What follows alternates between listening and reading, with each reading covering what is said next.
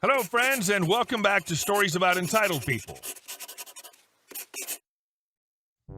Let's start our video with a story that touches on the importance of listening to other people. I'm entitled to park in your driveway. My mother lives near Chicago, and I go home to visit them about 7 years ago.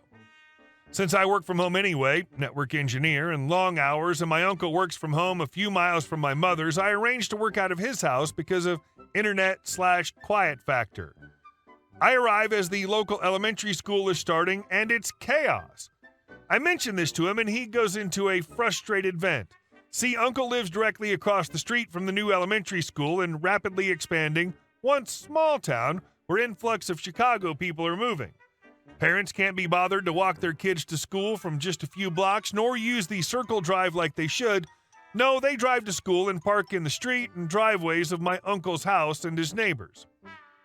Since Uncle works from home, this generally isn't a huge hassle, but on the rare occasion he wants to leave, he'll find his car blocked in because somebody's parked in his driveway or on the street blocking the driveway.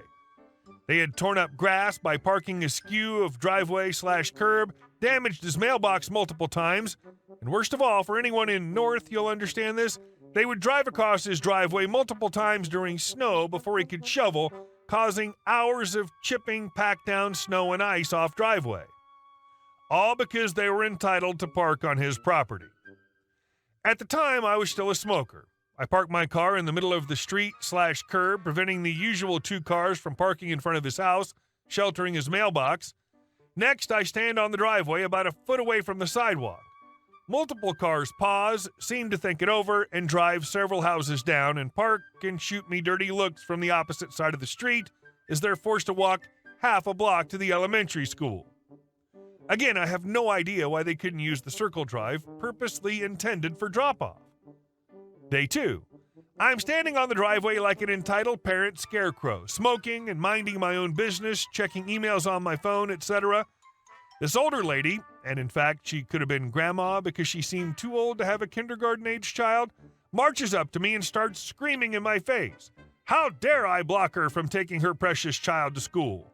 She starts ranting and raving how I'm a punk butt kid and she's gonna kick my butt, throwing in a couple of curse words for good measure. I blink and respond, "Why don't you watch your language? There are children present."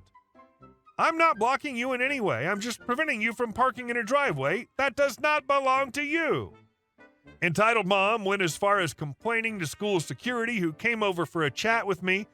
The school had been getting complaints nonstop from Uncle's neighborhood about the issue. Parents had been told multiple times not to park at the houses. He was very amused. Same mom attacks me day 3, calling me some punk kid and yelling at me from preventing her from taking her precious child to school. I just stare at her levelly and don't respond. I go back inside and relay story to Uncle, who is dying laughing, mainly because at the time I had 9 and 6-year-old children of my own. I was in fact not a punk kid, but a 33-year-old mother of 2. I suggested Uncle invest in one of those accordion-style anti-tire devices they use in law enforcement and put them on his side of the sidewalk and wait for someone to pull into his driveway and flatten all their tires. He didn't think that was such a good idea, but I totally would have done it if it were my house. I'd probably put a sign up that said, "Warning, spikes on driveway, do not park," without putting some up. And if they still do it, I would just put spikes on my driveway. And our second story. Restaurant server dress code. This isn't my story, but my younger brother's, and I giggle each time I think about it. I was bartending in a restaurant in the Dallas-Fort Worth area and had gotten my younger brother a job there serving a few months prior. Now let me preface this by saying we both enjoyed our jobs here, and the following was just him being a smart butt, and everyone involved got a great kick out of it. Malicious compliance, yes, but with no ill intent. We were both on shift one night on a slow night, and my brother is one to find loopholes and things to push the boundaries of what he can get away with. At the time, I'd been at this job for a few years now and was pretty well versed in the ins and outs of the job and employee handbook. Now, I'm not sure how he came up with this, but he randomly came up to my bar top and had a question about the dress code. He asked, "Does the employee handbook say that we have to wear our belts across our waist?" Puzzled for a second, I racked my brain, going through the handbook mentally. I was a trainer too, so I had to go in-depth with new hires about dress code, policy, etc. After a second, I said, "No, I don't think it does, but it does say one is required." I saw the twinkle in his eye glimmer, and he takes the belt off and straps it across his chest, Rambo style. A few minutes go by, and management catches eye of his shenanigans and instructs him to put his belt on properly. He refuses and states that he has his belt, and the handbook says nothing about where it has to be. Management argued it for a bit and went into the office to do some digging in the handbook. While they were busy looking through it, my brother went on business as usual, getting the occasional question from customers, and he'd tell them the situation. All of them enjoyed it and thought it was hilarious. The server/kitchen staff as well.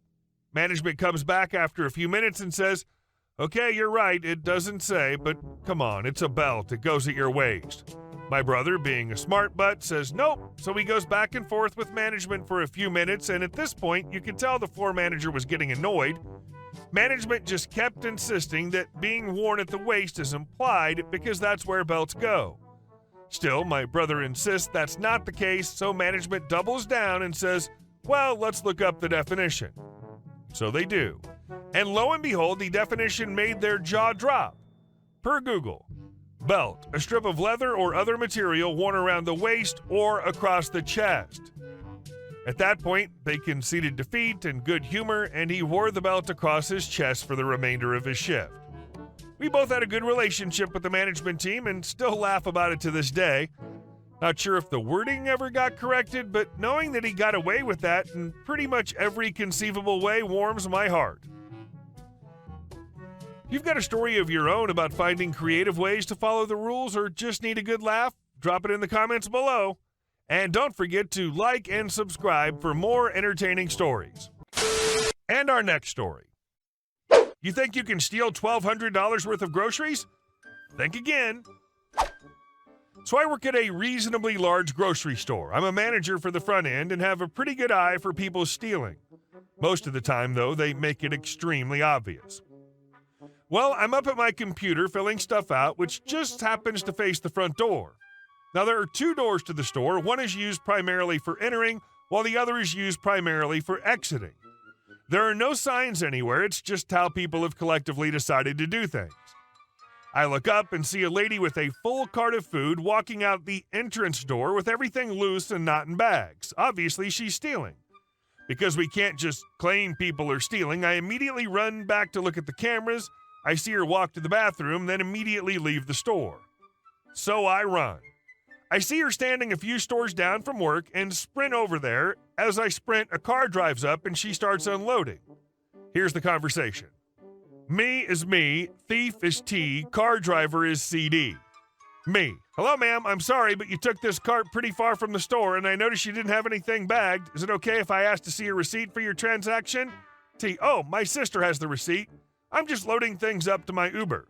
Me. Well, I'll need to see a receipt, otherwise I'll have to call this into the police. T. Well then, I'll call my sister to come back and show the receipt. Until then, I have to go. Me.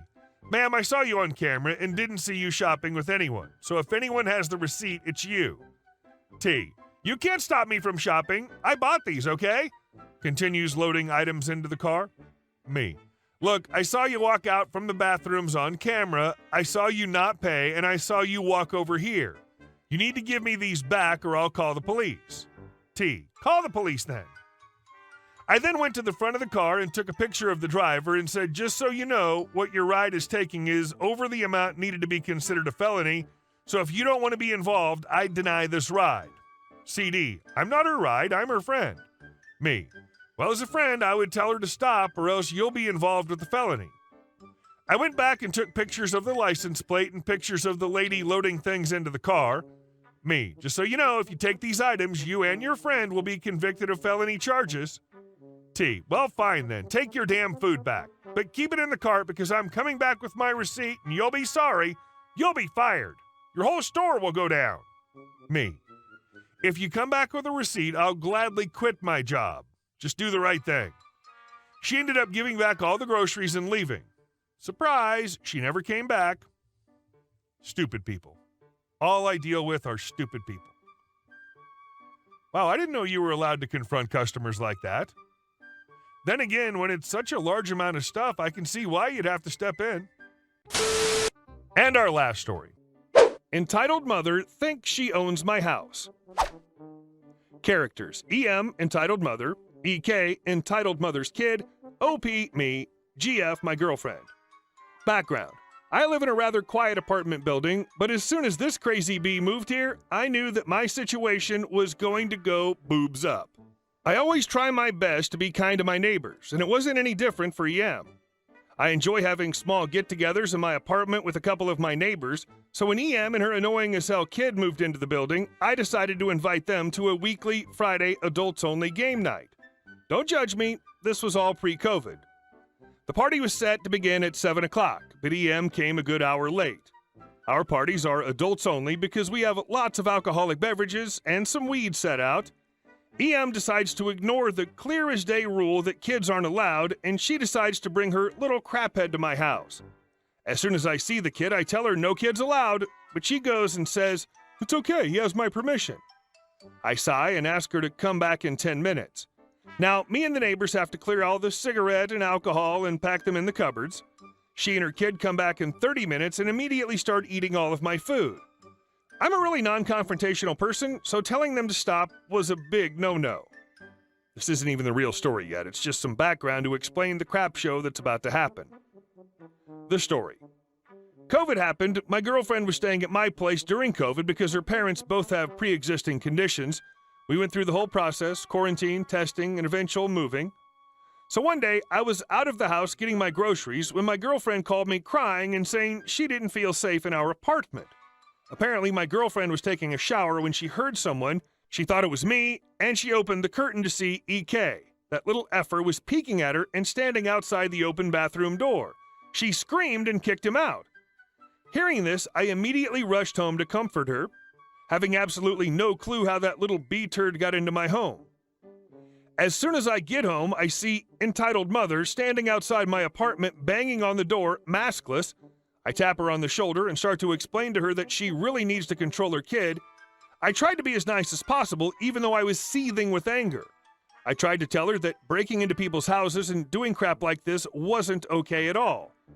Before I can finish, EM goes off at me. She starts screaming that her son didn't break into anyone's house and that my girlfriend had no right to hit him. She said she was going to call the cops and tell them we assaulted the little crap. Even though at this point I'm literally about to slap her, I try my best to remain calm and ask her how her mistake of a son got into my house. The entitled mother starts screaming at me, and in her anger, she lets slip that during my neighborly meeting, in the background section, she took one of my apartment's keys. My brain just shuts off. Girlfriend comes out, hearing the commotion, and apparently heard that EM stole my keys. Girlfriend goes off. Says she's calling the cops for stealing, breaking and entering, and invasion of privacy. At this point, my brain is still processing what entitled mom just said, and she screams back that in her rental agreement, she was given access to all the amenities of the apartment, and she somehow believed that my house belonged to them too. Keep in mind, I own my apartment. My girlfriend and I kept strong on her promise and called the cops right then and there. Entitled mom got arrested, but I don't know what happened from there. All I know is that I changed my locks, got only 2 new house keys, gave one to girlfriend and kept one, and bought one of those camera doorbell things. Good on you for calling the cops. That is just not acceptable behavior from anyone. Hey guys, thank you all for watching the video. I'll see you in the next one.